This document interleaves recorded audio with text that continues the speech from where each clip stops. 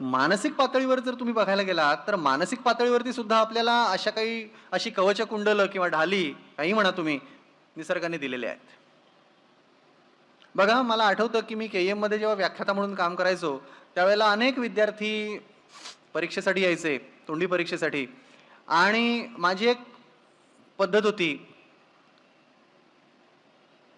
मी जेव्हा परीक्षक म्हणून बसायचो, त्यावेळेला माझी एक पद्धत होती की विद्यार्थ्याला विचारायचं की "तू काय वाचलंयस? तू कुठला विषय वाचलायस तो मला सांग, त्याच्यावरती मी तुला प्रश्न विचारतो." म्हणजे उगाच असं व्हायला नको की तू वाचलेलं नाहीस आणि मी त्याच्यावरती तुला प्रश्न विचारत गेलो आणि तू नापास झालास. असं होऊ नये म्हणून तू वाचलायस त्याच्यावरती मी प्रश्न विचारतो. अनेकदा काय व्हायचं की त्याने कुठलाच विषय धड वाचलेला नसायचा. हं? त्यामुळे मग मी असा प्रश्न विचारल्यावर त्याने 1-2 टॉपिक्स त्याला सांगायला लागायचे. ते तो सांगायचा. मी त्याच्यावरती प्रश्न विचारले, त्याला आले नाहीत आणि त्याला मार्क कमी मिळाले, तर तो बाहेर जाऊन काय सांगायचा? "परीक्षक ना खूप कडक आहेत. खूप स्ट्रिक्ट आहेत एक्झामिनर." हे या विद्यार्थ्यांनी इथे काय केलं? त्याला जो ताण आला, त्या ताणाला कोण जबाबदार आहे? परीक्षक जबाबदार आहे का विद्यार्थी जबाबदार आहे? विद्यार्थी जबाबदार आहे, कारण त्याची तयारी कमी पडली. त्याने दोष कोणाला दिला? परीक्षकाला दिला.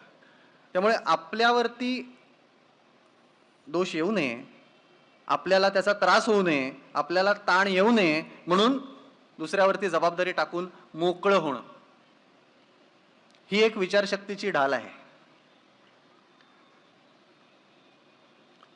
अशा खूप वेगवेगळ्या ढाली आहेत आपल्याकडे, आपल्या मनामध्ये. आणि ह्या ढाली वापरून वापरून आपला अहंकार चांगला घट्ट झालेला असतो, मजबूत. म्हणजे कुठचीही गोष्ट घडली तरी काही माणसं आपण अशी बघतो की त्यांना कधीही असं वाटत नाही की आपली चूक झाली. चूक नेहमी दुसऱ्याची असते. याच्या उलट काही माणसं असतात की काहीही झालं तरी मीच माझ्यामुळेच झालं असं वाटत असतं. ही एक विचारशक्तीची ढाल आहे की त्यानेही त्यांचा ताण तात्पुरता कमी होतो. की मुलगा वाईट वागतोय तर आईला वाटतं नाही नाही नाही, माझ्या वाढवण्यात काहीतरी चूक झाली म्हणूनच तो असा वागतो, असं नसतं. किंवा आणखी एक ढाल म्हणजे नाही काय करणार, अमुक हल्ली असंच चालतं ना सगळीकडे, असा एक बुद्धिवादी एक दृष्टिकोन. ह्या सगळ्या ज्या आहेत ह्या आपल्या विचारशक्तीच्या ढाली आहेत. या ढालींखाली आपण स्वतःचं संरक्षण छानपैकी करू शकतो. मानसिक पातळीवरती मी शारीरिक पातळीवरची कवचकुंडलं सांगितली, मानसिक पातळीवरची सांगितली. त्याच्या पुढची पायरी म्हणजे सामाजिक पातळी आली. सामाजिक पातळीवरची कवचकुंडलं म्हणजे संघटना, पक्ष, वेगवेगळे गट त्यांनी एकत्र येऊन एक फळी उभारायची आणि लढा द्यायचा. त्यामुळे संघटित प्रयत्नांमधून उभ्या राहिलेल्या ज्या सामाजिक पातळीवरच्या ढाली आहेत त्या, ह्या सगळ्या ज्या गोष्टी आहेत याच्यामधून आपण आपला ताण कमी करण्याचा प्रयत्न करत असतो. पण हे प्रयत्न आपले अनेकदा अपुरे पडतात.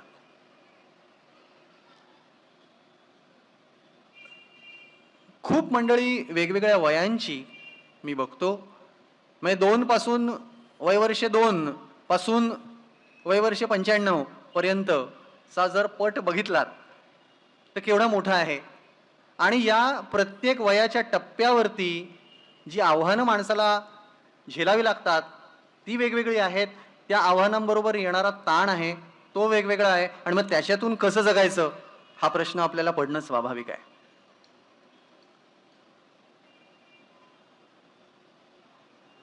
ताणाच्या बाबतीमध्ये एक लक्षात ठेवा की आपल्याला ताण आलाय हे आपल्याला कसं कळतं हे महत्वाचं आहे. बहुतेक वेळेला आपल्याला ताण आलाय हे इतरांना आधी कळतं. आपल्या चेहऱ्यावरून, आपल्या बोलण्यावरून, आपल्या देहबोलीवरून. ते आपल्याला कळणं महत्वाचं आहे. ते आपल्याला जर कळलं तर आपण त्याच्यासाठी काहीतरी उपाययोजना करू शकतो. खूप कौटुंबिक ताण, कौटुंबिक कलह, पती-पत्नींमधले संघर्ष, 2 पिढ्यांमधले संघर्ष, कामाच्या ठिकाणी एकमेकांमध्ये असणारे ताण, असे अनेक वेगवेगळ्या प्रकारचे ताण मी जेव्हा बघतो त्यावेळेला आपण थोडीशी सुशिक्षित विचार करणारी जी मंडळी आहोत ना, त्यांचा एक विचार करण्याची एक पद्धत आहे ही पद्धत कुठली? हे चूक की बरोबर असा नेहमी आपण प्रश्न विचारतो. भ्रष्टाचार करणं चूक की बरोबर? भ्रष्टाचार करणारा म्हणतो बरोबर, न करणारा म्हणतो चूक. आणि मग न करणाऱ्याला असं वाटायला लागतं की बघा, तो एवढा भ्रष्टाचार करतो आणि तो पुढे जातो आणि आम्ही मात्र मागे राहतो भ्रष्टाचार न करता. मग तुम्ही करा. नाही नाही, असं कसं, पटत नाही, मग करू नका. मग पटत नाही ना, मग ते न पटणं ही तुमची ताकद आहे ना. अनैतिकतेने वागणं हे जर मला पटत नसेल तर ते मला खरोखरच पटत नाहीये का, हा एक तपासून बघण्याचा मुद्दा आहे. कारण आज काय आहे की नॉर्मल आणि ॲबनॉर्मल हे ठरवणं फार अवघड झालंय हो. बरोबर आहे. म्हणजे 10 लोक भ्रष्टाचार करतात, तिथे एक माणूस जर सचोटीने वागणारा असेल तर तो ॲबनॉर्मल ठरू शकतो तिथे. त्यामुळे ह्या सगळ्या संकल्पना सापेक्ष आहेत, हे लक्षात घ्या. मी कसं वागायचं हे माझ्यासाठी, माझ्यापुरतं मी ठरवणार. दुसरा माणूस माझ्याशी वाईट वागतो, त्याचा मला खूप त्रास होतो असं आपण म्हणतो. ह्याच्यात 2 घटना घडलेल्या आहेत आणि त्या 2 घटना पूर्णपणे वेगळ्या आहेत. कशा? 2 घटना कुठल्या? तो माणूस माझ्याशी वाईट वागतो, हे त्याचं वागणं हा त्याचा प्रश्न झाला. त्या वागण्याचा मला त्रास होतो ही दुसरी घटना आहे, त्याचा माझ्याशी संबंध आहे. लक्षात येतंय मी काय म्हणतोय ते? तो माणूस माझ्याशी वाईट वागतो, त्याचा मला त्रास होतो, म्हणजे त्याच्या वागण्याचा मला त्रास होतो, म्हणजे माझ्या त्रासाला त्याचं वागणं जबाबदार, असा निष्कर्ष आपण काढतो. त्याचं वागणं आणि माझा त्रास याच्यामध्ये मी आहे, माझा दृष्टिकोन आहे. मी त्याचं वागणं कसं घेतो, त्याचे माझ्यावर मी काय परिणाम होऊ देतो, याच्यावरती तो ताण अवलंबून आहे. तुम्हाला एक उदाहरण देतो. अनेक कुटुंबांमध्ये मी ही घटना पाहतो. साधं उदाहरण, मी फार गंभीर उदाहरणं देत नाही आता मुद्दाम, कारण गंभीर उदाहरणं दिली तर आपल्याला झोप लागणार नाही रात्री. साधी नेहमीच्या आयुष्यातली उदाहरणं आपण बघू की मुलगा अभ्यास करत नाही, याचा आईवडिलांना ताण येतो. मुलगा अभ्यास करत नाही ही समस्या कोणाची आहे? त्याची आहे. त्याचा ताण येतो पालकांना, ही समस्या कोणाची आहे? पालकांची आहे. बरोबर आहे. पण आपण त्याच्यामुळेच मला त्रास होतो असं आपण जेव्हा सरसकट विधान करतो त्यावेळेला त्या मुलालाही वाटायला लागतं की बहुधा आपल्या आईवडिलांच्या त्रासाचं कारण आपणच आहोत. आणि मग मुलं मोठी होतात, पौगंडावस्थेत येतात. एक मी अशा बाई बघितलेल्या आहेत की ज्या स्वतः शिक्षिका आहेत, चांगल्या शिक्षिका आहेत. त्यांचा मुलगा जेव्हा 10वीला बसला त्यावेळेला त्याला अभ्यासामध्ये फारसा रस नव्हता आणि तो अभ्यास करायचा नाही. त्या बाईंचा ताण इतका वाढत गेला की शेवटी एक दिवस त्यांनी त्या मुलाला काठी घेऊन मारलं. 15-16 वर्षांच्या मुलाला काठी घेऊन मारल्यानंतर तो असा सुन्न अवस्थेत माझ्याकडे आला होता आणि आल्या आल्या माझ्या टेबलावर त्याने जोराने हात आपटला आणि म्हणाला, तिला आधी ट्रीटमेंट द्या.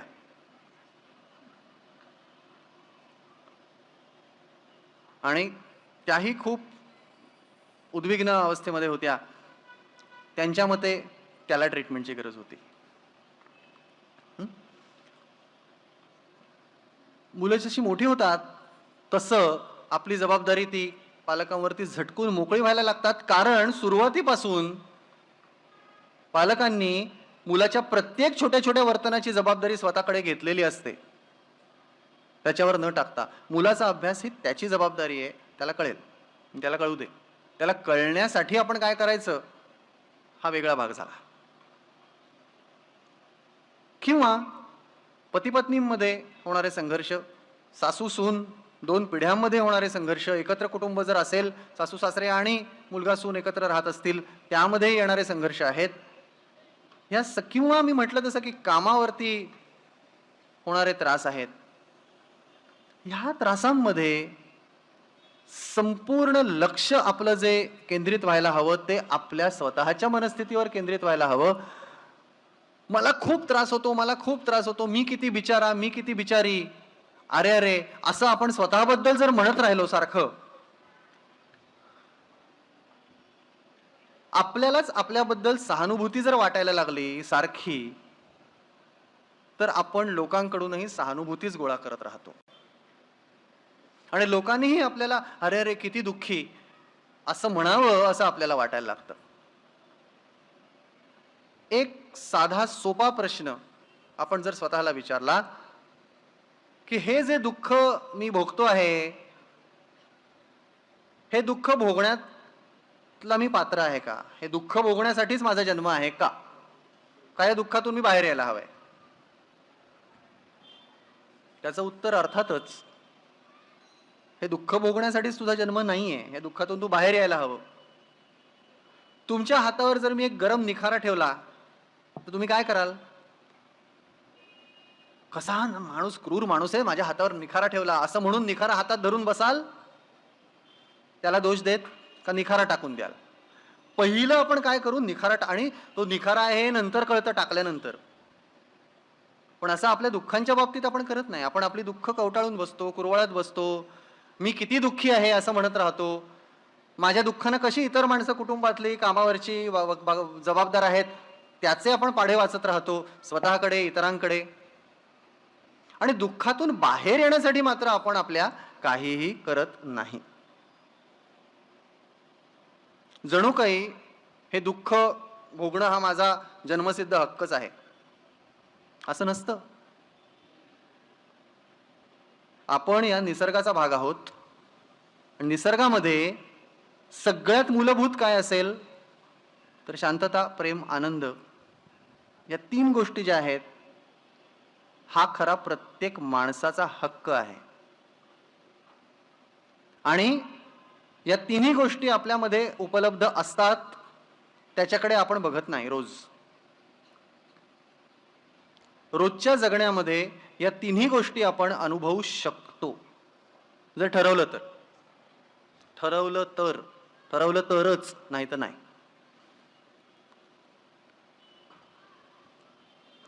सकाळी समजा डॉक्टरांनी सांगितलंय व्यायाम करा, सकाळी कोण उठणार? हा पहिला प्रश्न.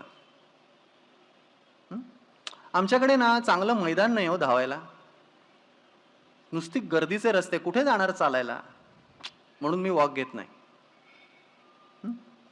किंवा काय ना, 2 दिवस चाललो आणि माझे पायच दुखायला लागले हो, मग 3ऱ्या दिवसापासून बंद केलं. न चालण्यासाठी, व्यायाम न करण्यासाठी आपण किती कारण शोधू शकतो? असंख्य. आता व्यायाम करण्यासाठी कारण शोधायला लागलं तर एकच कारण आहे की मला व्यायामाची गरज आहे, मी करायला हवा, म्हणून मी करायला हवा, बस. ज्या गोष्टी साध्या आहेत, ज्या गोष्टी सोप्या आहेत, त्याची गुंतागुंत वाढवणं हे काम आपलं मन फार छान उत्तम प्रकारे करत असतं. सोप्या, साध्या, सरळ गोष्टी. माझ्याने ना व्यायाम होतच नाही, मग मी काय करू?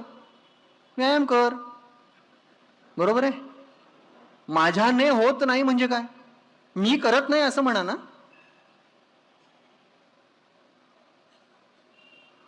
किंवा तळकट मला खायचं नाही डॉक्टरने सांगितलंय, पण मला ते खूप आवडतं, ते समोर दिसलं ना की खाल्लं जातं म्हणजे समोरच्या प्लेटवरचा समोसा तुमच्या तोंडात जातो, तुम्ही हाताने तुमच्या खाता ना. हा जो स्वतःचा सहभाग आहे स्वतःच्या जगण्यामधला, तो सोडून आपण नेहमी बोलतो प्रत्येक ठिकाणी. बघा, तुम्ही लक्षात घ्या. आणि या अर्थी आपल्या आयुष्यातली सगळ्यात महत्वाची व्यक्ती आपण असतो. हे जर तुम्ही लक्षात ठेवलं तर मला वाटतं समस्या येत नाही. बहुतेक वेळेला आपण आपल्या वर्तनाचं समर्थन असल्या काहीतरी गोष्टी देऊन करत असतो आणि मग म्हणतो की माझं वजन वाढलं, मग मी व्यायाम करत नाही आणि माझा तोंडावर ताबा नाही. माझ्याने होतच नाही, मी करतच नाही, असं जर आपण कर्तरी प्रयोग आणि कर्मणी प्रयोग आपण व्याकरणात शिकलेलो आहोत. आपण असं कर्मणी प्रयोगामध्ये बोलत असतो नेहमी. कर्तरी प्रयोगात बोललं पाहिजे की मी करताय माझ्या आयुष्याचा, मी काय करतो किंवा मी काय करत नाही. किती विद्यार्थी माझ्याकडे असे येतात, माझ्याने अभ्यास होत नाही. म्हणजे काय? आपण पुढे ढकलतो गोष्टी. आज नाही, उद्यापासून ना मी उद्यापासून उद्या म्हणजे काय? उद्या नावाचा कुठला दिवस आपल्याला दिसतो? हा, म्हणजे आज शुक्रवार आहे, उद्या शनिवार आहे, इतपत हे कॅलेंडर सांगतो आपल्याला. पण उद्या उजाडल्यानंतर तो आज होतो ना. मग आपण आज मध्ये का नाही राहत? कारण आपलं मन कधीही वर्तमान काळात नसतं. तुम्ही विचार करा या गोष्टीवरती. आपलं मन जे चालत असतं ते एकतर भूतकाळात चालत असतं किंवा भविष्य काळात चालत असतं. तेव्हा आमच्या वेळी काय दिवस होते वगैरे असं आपण म्हणतो ना, भूतकाळ. मग त्या जुन्या काळातल्या गोड आठवणी काढायच्या आणि आता कसं सगळं वाईट आहे असं म्हणायचं. किंवा आणखीन 10 वर्षांनी बापरे माझं कसं होईल, चिंतेत आपण असतो. मन कधीही वर्तमान काळात नसतं आणि शरीर प्रत्येक क्षणाला वर्तमान काळात असतं. आपलं शरीर जिथे आहे तिथे जर आपलं मन असलं तर आपण समग्र असतो. मी एकाग्र म्हणत नाहीये. मला एकाग्रतेपेक्षा समग्रता जास्त आवडते. आवडते अशासाठी की आपण समग्रतेने कुठचीही गोष्ट करणं. एकाग्रतेमध्ये पुन्हा थोडासा ताण आहे. एक अग्र, एका टोकाकडे बघत राहणं किती ताण निर्माण करणारी गोष्ट आहे. याच्याऐवजी जर आपण समग्रतेने एखाद्या गोष्टीकडे पाहिलं, समग्रता म्हणजे शरीर, मन, आपल्या सगळ्या ज्या काही जाणीवा आहेत त्या तिथे आणणं आणि त्या सर्वस्वांनिशी टोटॅलिटीने, समग्रतेने आपण तिथे उपस्थित असणं. समग्रता ही जास्त महत्वाची आहे आणि जास्त सोपी आहे. एकाग्रतेपेक्षा समग्रता सोपी आहे, हेही लक्षात घ्या.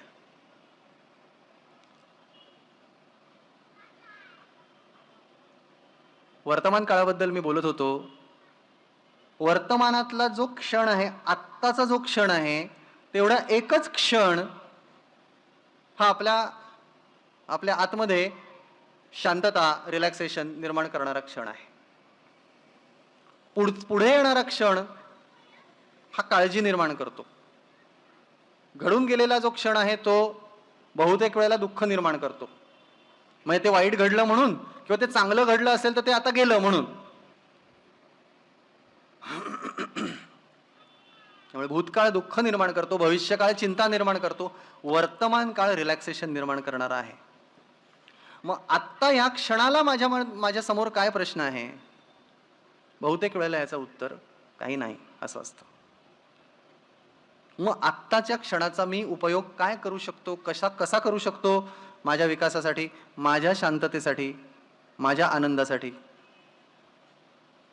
हा जर आपण विचार केला आणि तशी कृती केली सकारात्मक. हल्ली काय आहे ना, पॉझिटिव्ह थिंकिंग, सकारात्मक विचारांचा एक खूळ आलेला आहे. ते खूळ मी का म्हणतो ते तुम्हाला सांगतो. पॉझिटिव्ह विचाराबद्दल मी पॉझिटिव्हच्या विरुद्ध नाही, पण नुसतं पॉझिटिव्ह विचार करा म्हणून काय होतं? हो, मी करतो भरपूर पॉझिटिव्ह विचार. मी आता मस्त काम करणार आहे, मी अमुक करणार आहे, तमुक करणार आहे, मला इतका पैसा मिळणार आहे वगैरे वगैरे. हे सगळे विचार पॉझिटिव्ह आहेत आणि त्याच्यासाठी मी काहीही प्रयत्न जर केला नाही तर त्या पॉझिटिव्ह विचारांना काय अर्थ आहे?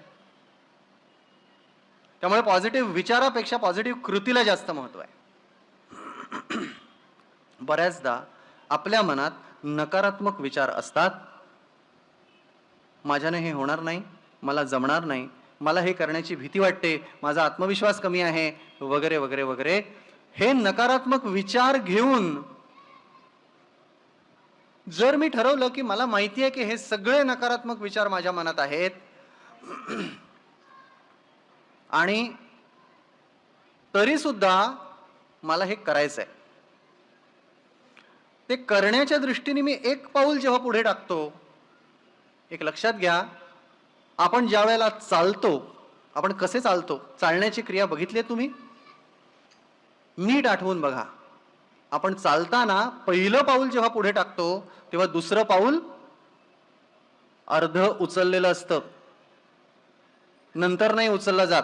चालून बघा एकदा. ज्या वेळेला आपण चालतो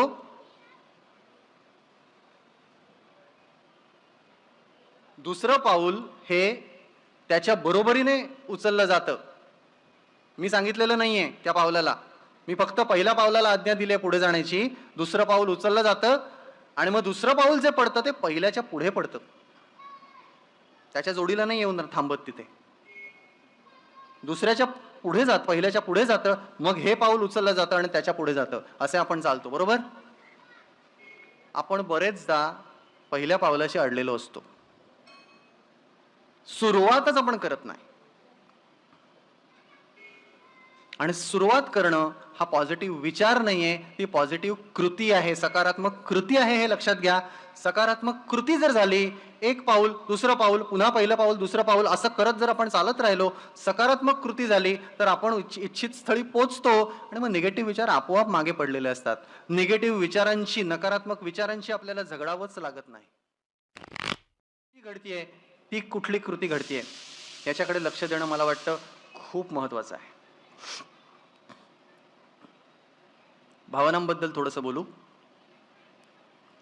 4 भावना आहेत ना, त्या आपण रोज अनुभवतो. रोज. दुःख, भीती, राग आणि आनंद या 4 मूलभूत भावना रोज आपण दिवसातून कधी ना कधी अनुभवतो, बरोबर? यातली सगळ्यात महागात पडणारी भावना कुठली? काय वाटतं? बरोबर. सगळ्यात महागात आपल्याला ही राग नावाची जी भावना आहे ती सगळ्यात महागात पडणारी भावना आहे. कशासाठी?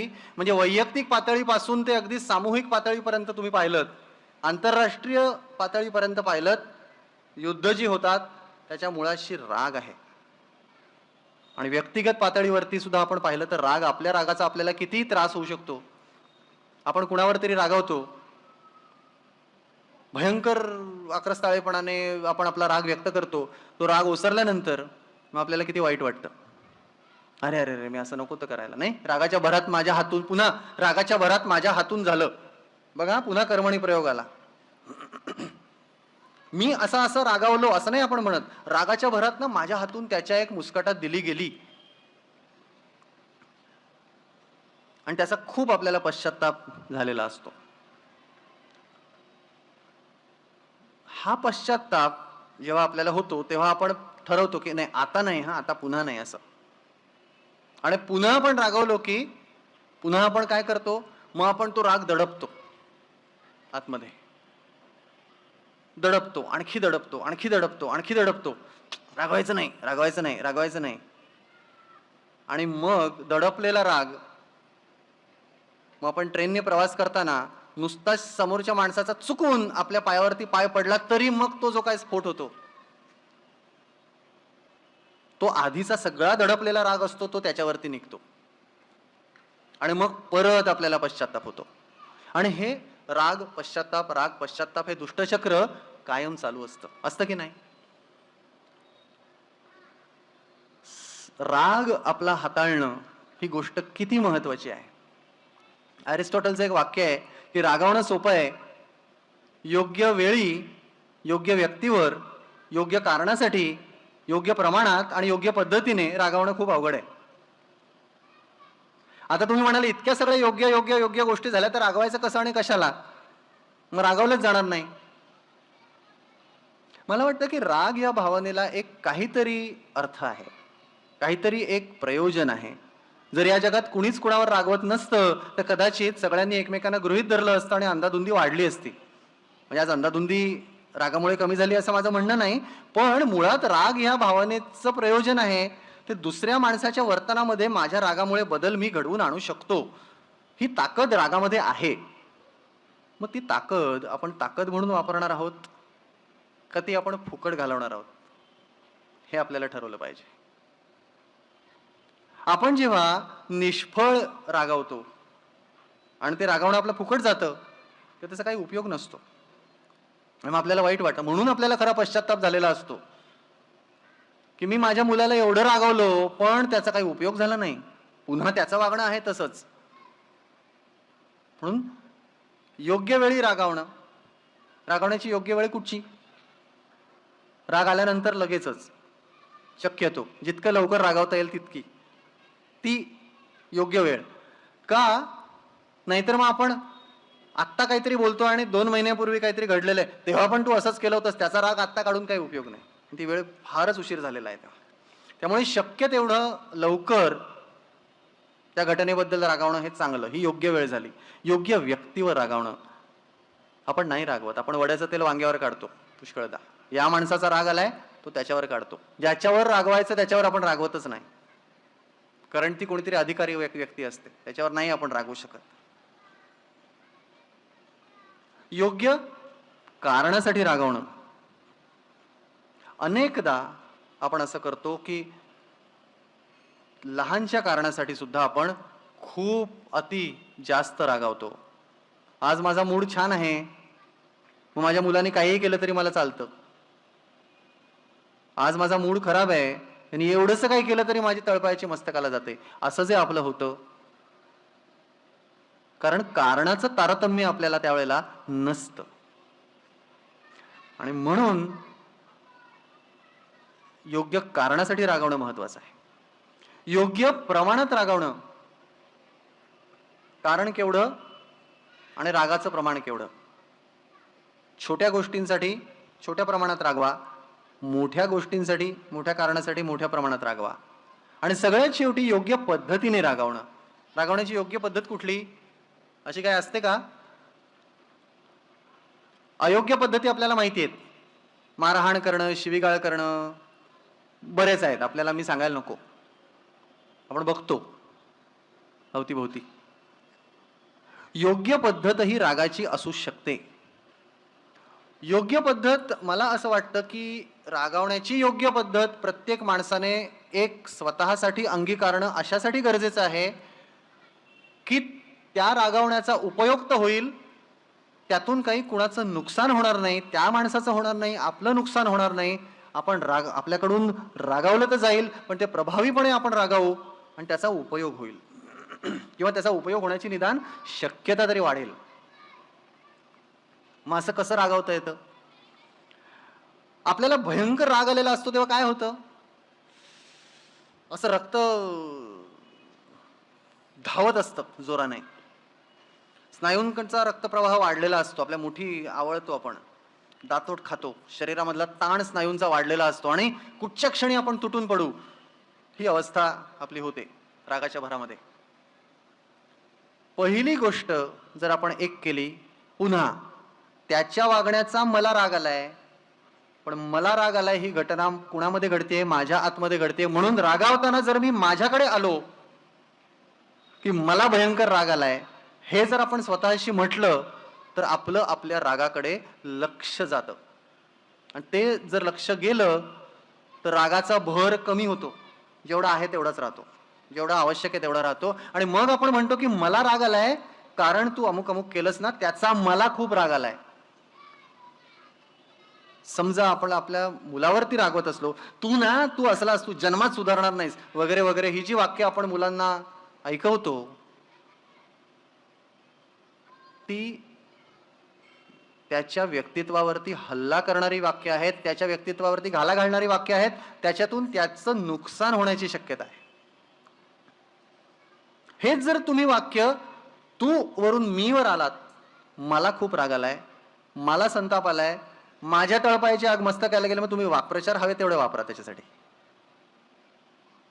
तुमच्या रागाचं जितकं छान तुम्हाला वर्णन शब्दात करता येईल तेवढं करा. त्याच्यातून मुलांचाही शब्दसंग्रह चांगला वाढतो. आणि मग तुम्ही का राग आलाय हे जर त्याला सांगितलं, आणि मुलांच्याच बाबतीत असं नाही, कुणाच्याही बाबतीत, की मला खूप राग आलाय, मला त्रास होतोय आणि मला हे आवडत नाहीये, याच्या ऐवजी तू असं केलं असतं मला जास्त आवडलं असतं.